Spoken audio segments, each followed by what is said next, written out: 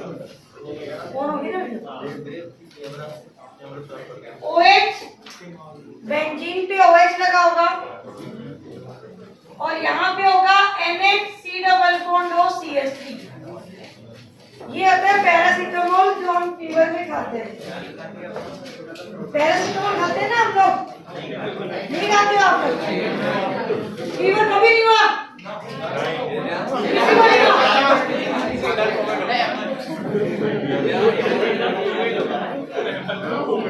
Covid हो गया।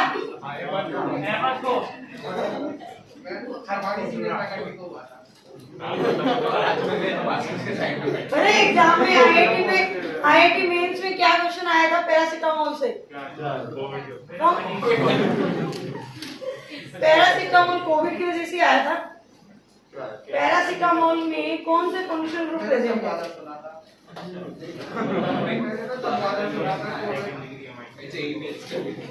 JEE mains की बात हो रही है। पैरासीटामोल में कौन सा फंक्शनल ग्रुप प्रेजेंट है? अल्कोहल है, फिनोल है। फिनोल और एक एमाइड प्रेजेंट है क्या? कौन सा? 2 डिग्री एमाइड। तो याद रखना ये आपका पैरासीटामोल होता है। शीट का डिस्कशन करते हैं जो आपको होमवर्क मिला था। Exercise 1 I think 1 to 9 question दिए थे मैंने। हाँ, exercise 2 question number 1 to 9। Any doubt?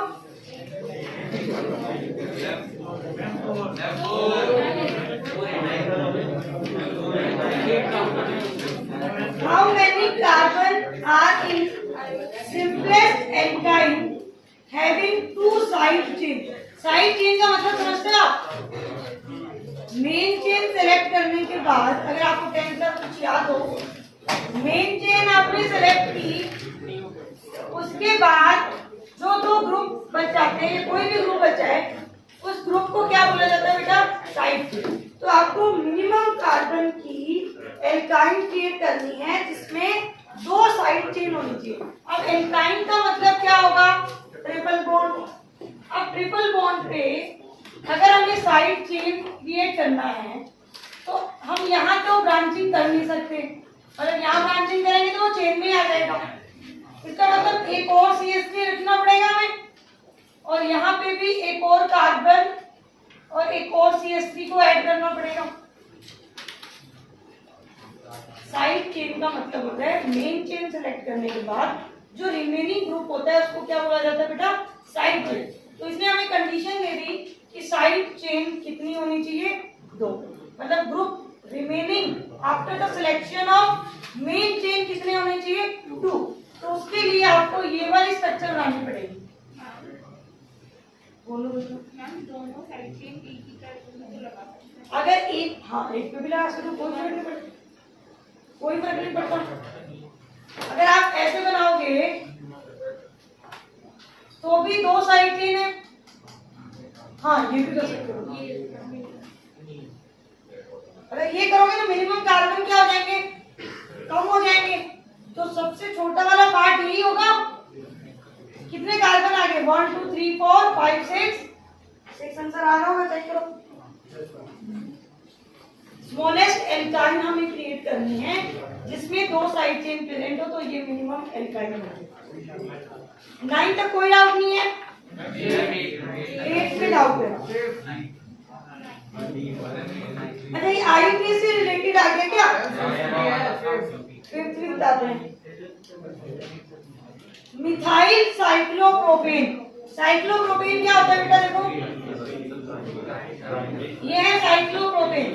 इसमें मिथाइल ग्रुप को ऐड कर दो, क्या बन गया ये? Methyl cyclopropane.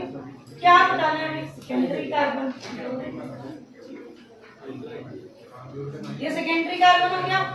अच्छा 8 में डाउट है। अगर तुम्हें IUPAC से डाउट है तो अभी रुक जाओ। अभी IUPAC तो स्टार्ट ही नहीं हुआ ना, मैंने ध्यान नहीं दिया।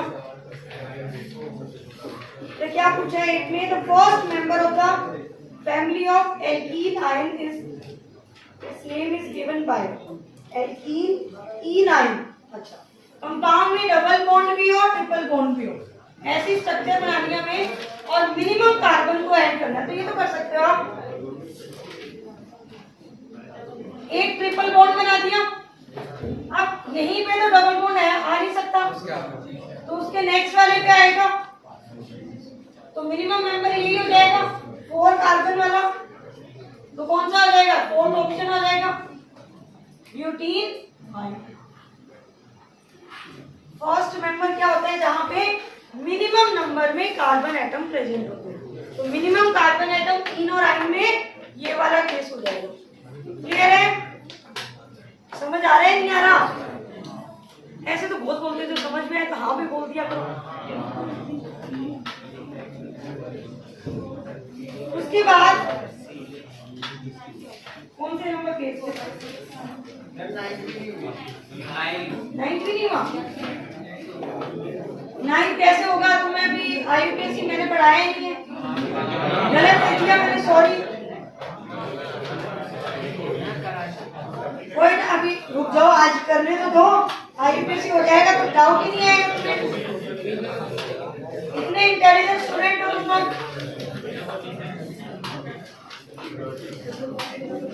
43 नंबर क्वेश्चन किया था क्या? 46 से स्टार्ट किया था, तो 46 में डाउट है बेटा? 47, 46 में डाउट है। डबल बॉन्ड इक्विवेलेंट मतलब पाई बॉन्ड और रिंग को काउंट करना, इतना आसान क्वेश्चन डाउट कैसे हो सकता है? बेंजीन में 4, मेरे डी और यू वाली क्लास में दी तुम? डबल बॉन्ड इक्विवेलेंट की क्लास में दी? हाँ, तभी डाउट आ रहा है आपको। Number of pi bond count कर लो, नंबर ऑफ रिंग काउंट कर लो, वही होता है डबल बॉन्ड इक्विवेलेंट। तो आप काउंट करोगे तो आपको पता चल जाएगा। बहुत सिंपल सा क्वेश्चन है। और किसी को डाउट है जो क्लास में हो मेरी और उसका ये डाउट हो? क्वेश्चन नंबर 46 सबका हो गया। 47, 48, 49, 50 नहीं हुआ? होमोलॉगस क्वेश्चन क्या नाम बोलते हैं? तुम्हारा नाम ये ए ऑप्शन नहीं हो सकता। क्यों नहीं हो सकता? फिनॉल और अल्कोहल है। बी ऑप्शन हो सकता है, CH2 यूनिट का डिफरेंस दिख रहा है और दोनों ही अल्कोहल है। सी नहीं हो सकता, डी भी नहीं हो सकता, तो ऑप्शन क्या आएगा? बी। 51, 52, 53, 54, 55, 6, 57। लास्ट वाला याद रखना पड़ता है। एक्चुअली देखो, ये 3 मैं बता चुकी हूँ तुम्हें, नेफ्थलीन, पिरेथ्रेसिन, एंथ्रेसिन। बच गया जो एक्चुअली, हाँ रखना, याद करना बोलते हैं इसको, रखना इंसल्ट हो जाती है। रखना बोलना और याद करना।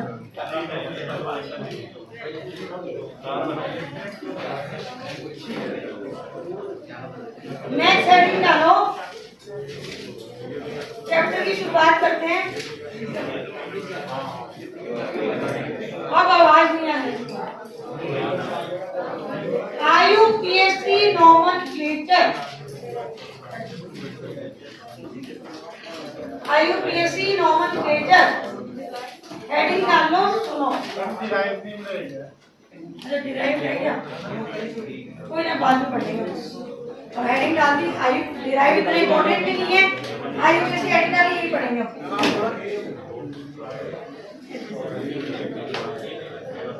चलो मैं धीरे बोलती हूँ। नहीं माइक जरा सा कल भी चला के तुम लोगों के कहने पे मैंने माइक छोड़ दिया था ना कल, तो आज नहीं हुई, कल मेरा गला बहुत खराब हो गया, आवाज बड़ी मुश्किल से निकल रही है।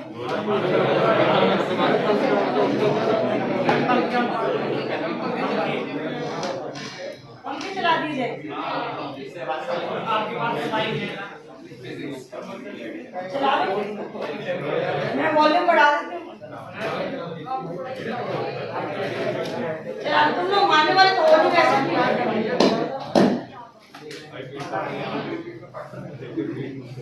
नहीं, अब सही है ना। IUPAC की फुल फॉर्म तो पता ही होगा आपको, क्या होता है? इंटरनेशनल, में रटा हुआ होता है सब में, international union of pure and applied chemistry.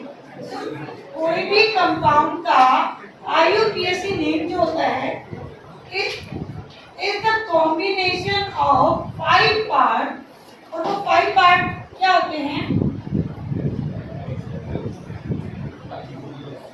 Number 1 is 2 degree prefix या सेकेंडरी प्रीफिक्स।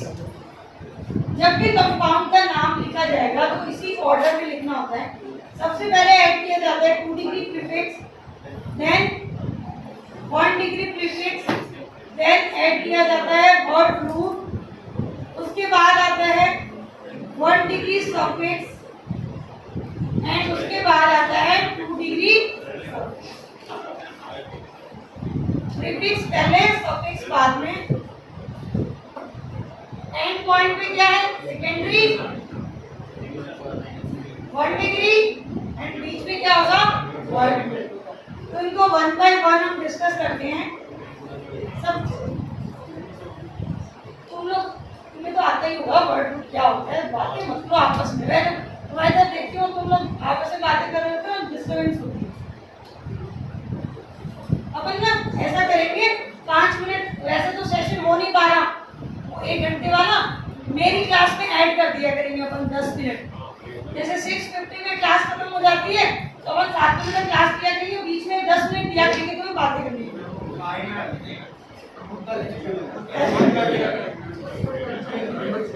वर्ड रूट क्या डिनोट करता है? It will denote the number of carbon atom in the main chain. जो आप मेन चेन सेलेक्ट करते हो उसमें number of carbon atom से डिफाइन होता है बेटा वर्ड रूट। आपने 10th में पढ़ा होगा C1, एक ही कार्बन हो तो उसके लिए वर्ड रूट में सिंबल क्या होता है? 2 कार्बन के लिए C3 के लिए ड्रॉप, C4 के लिए प्योर, C5 के लिए पेंट, C6 के लिए X, C7 के लिए क्या होता है? C8 के लिए ऑफ, C9 के लिए नॉन, C10 के लिए C11 के लिए, C12 के लिए, सो ऑन। चलते जाएंगे, हमें काउंटिंग नहीं सीखनी है, यहाँ तक हमारा काम हो जाएगा। जो हम मेन चेन सेलेक्ट करेंगे बेटा, वहाँ पे जितने नंबर में कार्बन एटम प्रेजेंट होंगे उसके अकॉर्डिंग वर्ड रूट लिखा जाएगा। अब हम आते हैं किस पार्ट पे? नेक्स्ट पार्ट पे, दैट इज 1 डिग्री प्रीफिक्स। ये 1 डिग्री प्रीफिक्स किसके लिए ऐड किया जाता है? ये ऐड किया जाता है फॉर साइक्लिक कंपाउंड। अगर कंपाउंड साइक्लिक होगा तो उसके लिए 1 डिग्री प्रीफिक्स को ऐड किया जाएगा, और अगर कंपाउंड ओपन चेन होगा तो उसके लिए 1 डिग्री प्रीफिक्स को ऐड नहीं किया जाएगा। तो प्रीफिक्स जो ऐड किया जाता है, कोई डाउट है?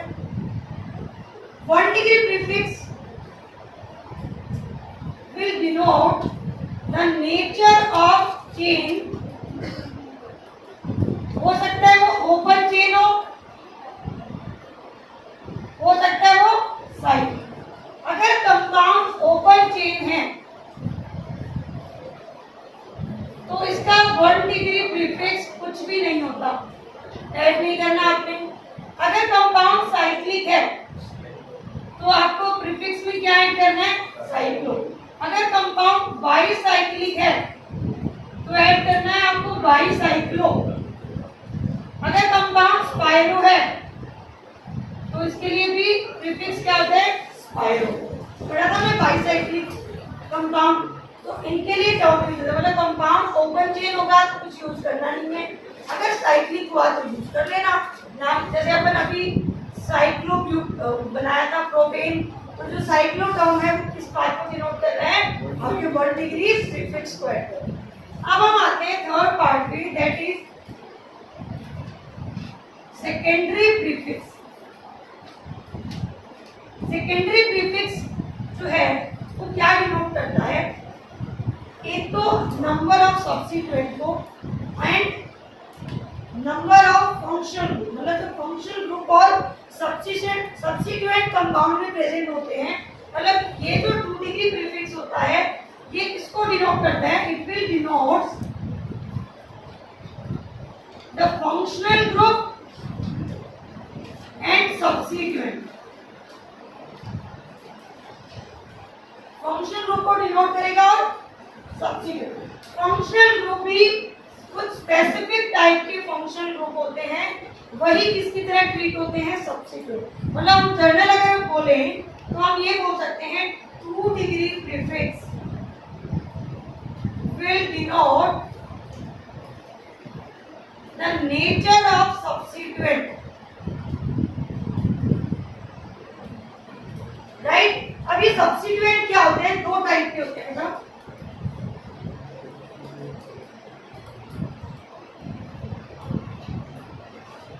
After the selection of main chain,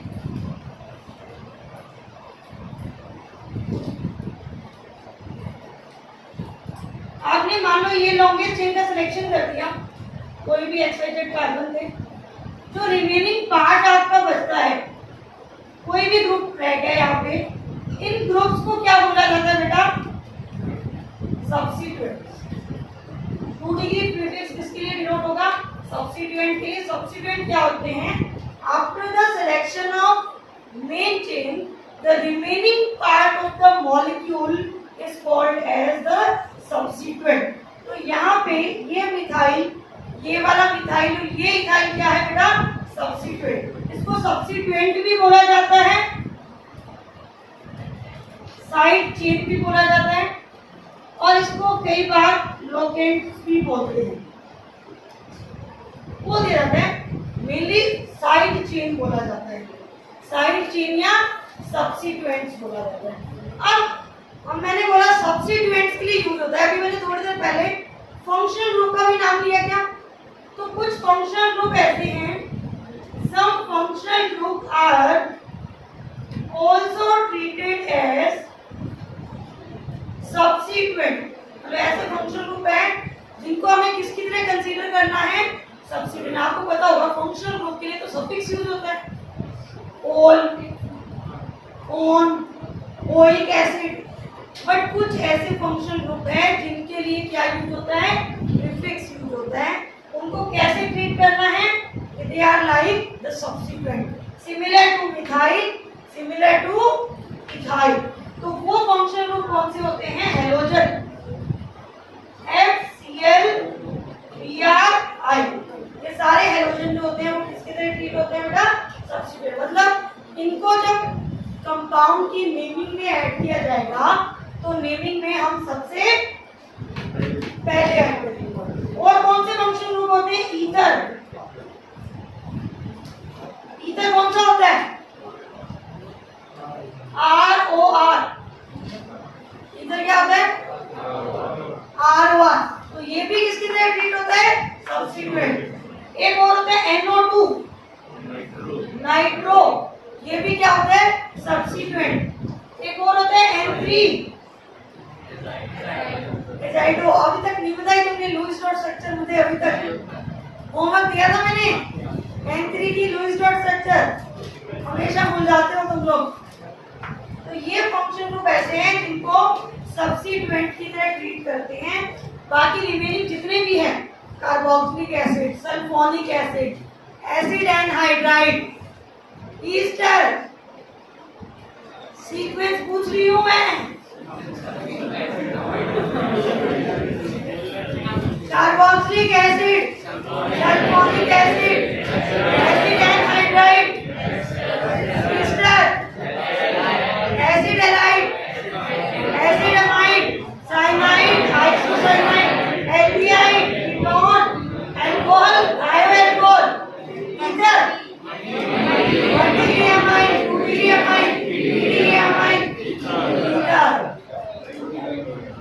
तो बाकी जो भी बच गए इनके अलावा वो सारे क्या हैं? सफिक्स। ये सिर्फ ओनली ये क्या होते हैं? प्रीफिक्स। अब बोलो। साइलेंट के लिए साइलो भी तो यूज किया जाता है सफिक्स के लिए, मतलब बड़ा कोई बोल। वो हाँ, जब उसके साथ कोई बड़ा रूप होता है तब वो सब्सिक्वेंट बनता है। ये आगे आएगा, अभी नहीं आएगा। तो यहाँ तक नोट करो, फिर हम आगे बात करते हैं।